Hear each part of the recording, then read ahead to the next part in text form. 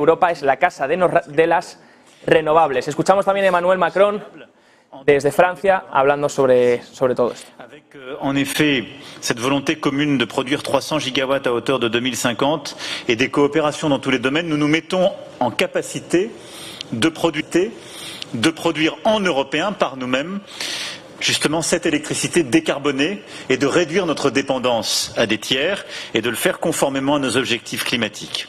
À cela s'ajoute le fait qu'un tel objectif doit s'appuyer de manière croissante sur une expertise européenne.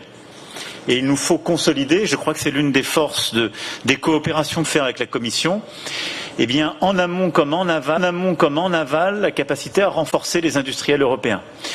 Gagner en souveraineté, en autonomie sur les matériaux critiques et tout ce qu'il faut pour produire et assembler ces européens et avoir des industriels européens, nous venons d'ailleurs de le voir en termes de dragage, qui sont associés à la construction de ces grands équipements. Et derrière, eh bien, cette capacité de production nous permettra de produire de l'hydrogène vert européen pour nos industries. Et je crois que ce qui est important derrière cette stratégie, au-delà de la production d'énergie décarbonée européenne, c'est d'avoir une approche très cohérente et de se dire nous voulons une industrie européenne pour la produire. Et ne pas répliquer parfois les erreurs que nous avons pu faire il y a quelques décennies, où quand nous avons massivement déployé par exemple du photovoltaïque, nous avons importé beaucoup des matériaux dont nous avions besoin. C'est une opportunité donc en termes de résilience, de souveraineté et de Made in Europe auquel nous croyons.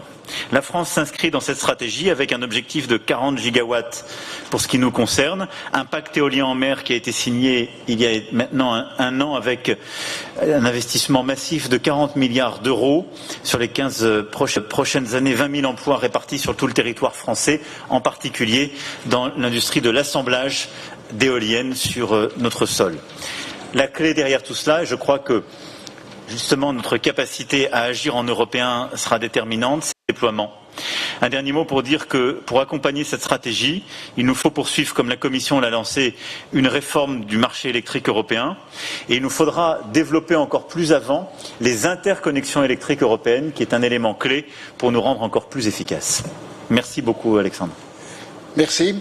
Dear Olaf, you know the Belgian coast quite well by now. Bueno, pues decía Emmanuel Macron, presidente de Francia, tenemos la capacidad de producir nuestra electricidad sin carbón y hacerlo en base a nuestros objetivos climáticos. Dice también tenemos que consolidar la industria europea, ganar autonomía, sobre todo en los materiales necesarios para la producción, para que esta energía pueda producirse. Pues los materiales hace falta que Europa tenga autonomía sobre estos. Esto nos permitirá, dice Emmanuel Macron, producir hidrógeno verde para nuestras industrias. Queremos una industria europea para poder producir energía y no cometer los errores del pasado, de depender mucho de las importaciones. Dice también que es una oportunidad de demostrar que Europa es resiliente.